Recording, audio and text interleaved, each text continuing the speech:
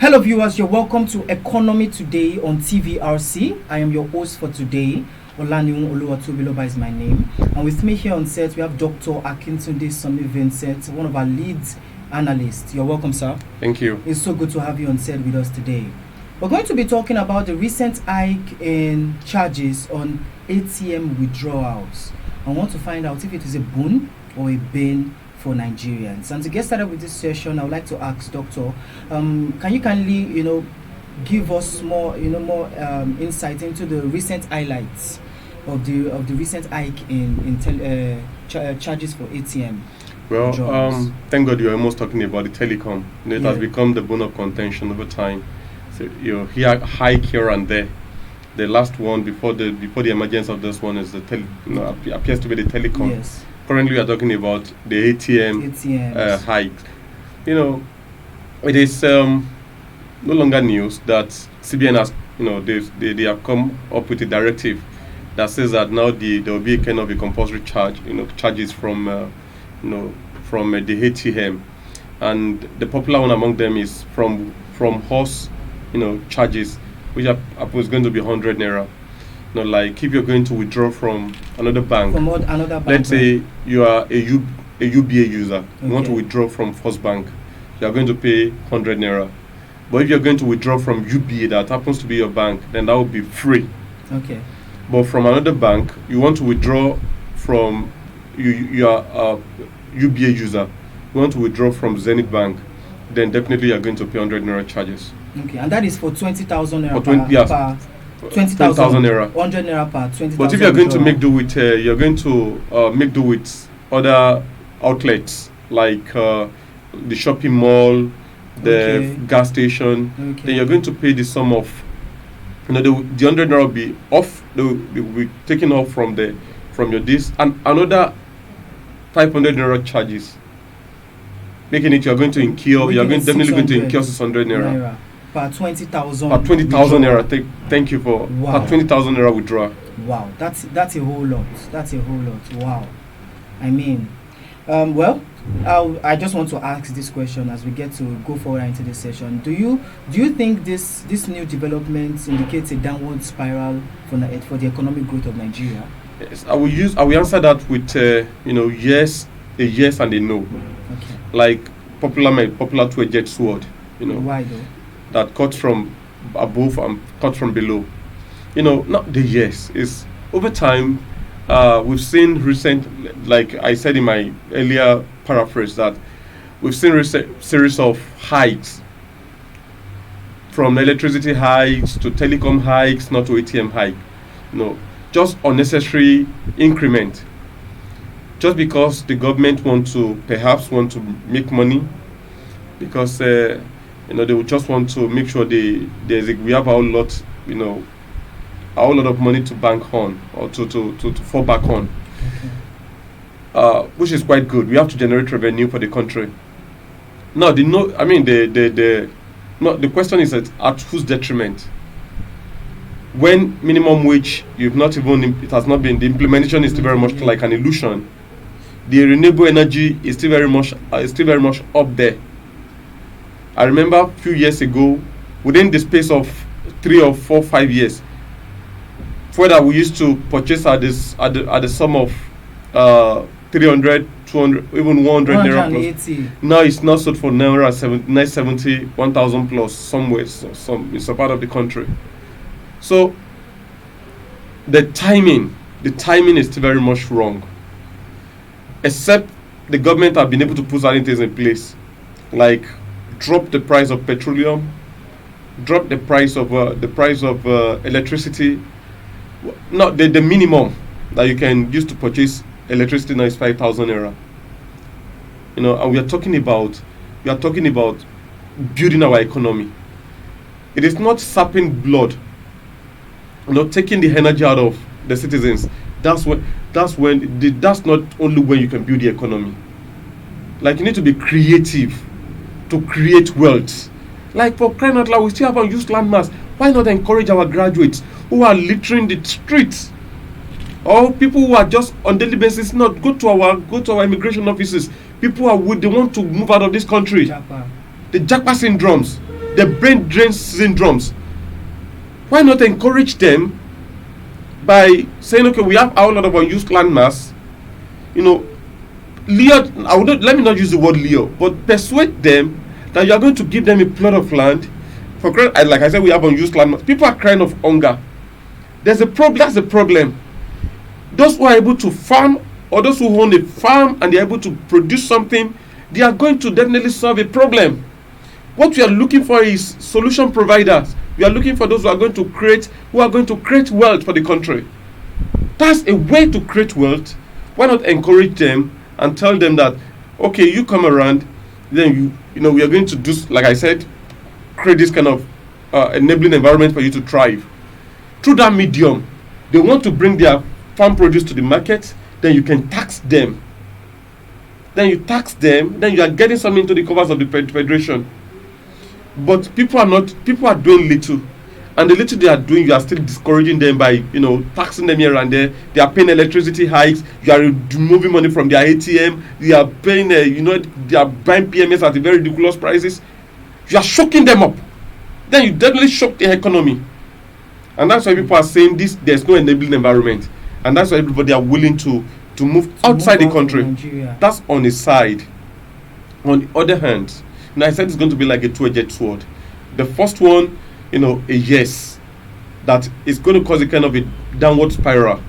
Now the upward spiral is going to be, to the benefit of the government, because they are the one reducing the money.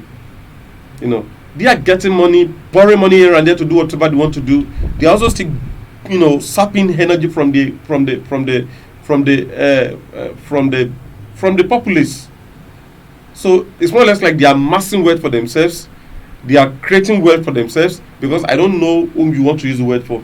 When those who you are collecting money from, they are saying life is difficult for them, and you are still saying you have to just do it, when there are other ways. Like I said, you need to understand me for the opt-in time. I'm not saying generating revenue is bad, but the point is, are there other ways to generate revenue? Yes. Must we, strangle the economy? Must we strangulate the people before we generate revenue? That is where I have issues with. But like I said, it's like two-edged sword. It's going to cause a downward spiral in the lives of it's going to tell in the life of the populace, in the life of the people. But government, they will definitely laugh to the gallery. Wow, interesting. I was going to finalize this particular session by asking that, what are some of the ways we can get to address this issue. You've already begun to, give preferred solution and, expatiate on some of the things that can be done to be able to address this burden issue that we have with our current economic growth. So, but do you have any other like I said, I just talked about how we can, address the issue of unemployment. Again, we also have to encourage production. I don't know, every time everybody keeps saying it, and I don't know if the government are listening, thinking that we have a major industry is the way to go. The answer is no. The major industries, they are not the only. In short, the little ones, the SMSC, they are the ways to go. How many Dangotes do we have in Nigeria? How many Otedolas do we have in Nigeria? How many what's it called? Adenugas we have in Nigeria. The point is, we need to start, looking at how to raise people to the standard of, to the level at which those people are today. So we have to encourage production. It's not just enough for you to say they have to run their other bigger companies here and there. No, that's not enough. The little ones around, those who are like the red oil production, the textile mill production, textile mill, palm oil factory, coconut oil factory, cream production, oil jelly, all manner of factory, garri production, all those who are going into garri production, encourage them.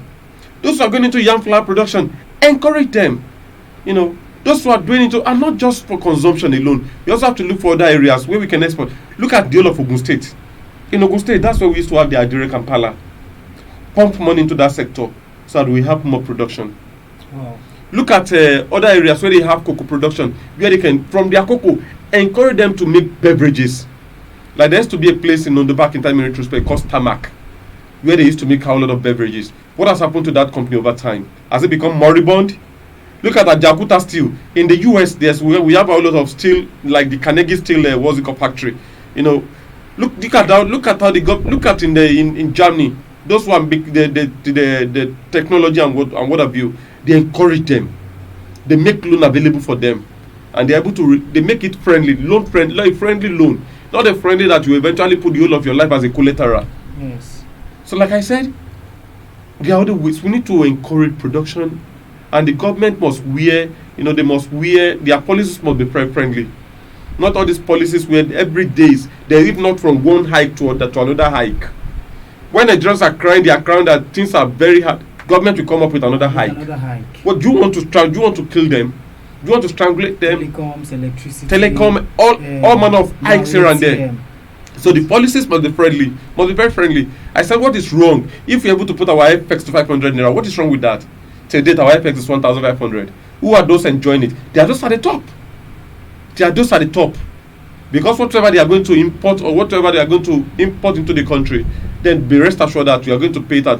If dollar is 1,500 naira and they are bringing in something worth of $10 or $50, calculate it to your naira here. Then you are killing the naira just because your budget is dollarized. Why are we not calling a spade a spade? That because the budget is dollarized and it's being measured in dollar terms, and that's why you have to put everything up there. So it's just quite unfortunate that, like I said, the policies must be, and that's where we need the right leader to be at the ends of affairs. That one is very paramount. If you are going to get us out of this quagmire that we're currently facing, yes. So we need the right leaders to be to mount the podium. A leader who has empathy, who will empathize with the people. A leader who has, humane heart. Not this leader who think that if you want to survive, you survive, and if you are not going to survive it, you become. That's more or less like animal jungle, the Darwinian theory of evolution, Charles Darwin, the survival of the fittest. That's what it has become. So must we continue like that? No, I don't think so. So we need to, take cognizance of all these facts, and if you're able to put it in place, I tell you most solemnly, we are good to go. Thank you so much, Doctor. That has been an amazing session. Wow, you've said a whole lot. And just to get to summarize, we've been able to look at the recent highlights with the hike in ATM charges for the withdrawals, and we've looked at how it has caused a downward spiral for the current economic growth of Nigeria, as well as some solutions that can be preferred to be able to ensure that this is addressed. Of course, the issue of ensuring that we are not just consumers alone, but we are also ensuring that we are producing. We ensure that there are manufacturing companies and manufacturing all out there are put into good use, as well as good leaders at the ends of affair. There you have it, viewers. Once again, we hope you had an amazing session on economy today. I remain your humble host, Olaniwon Oluwatobiloba. Thank you, Doctor, for honoring our invitation to be here. Thank you for having me. Yeah, of course. Take care of yourself. Till next time.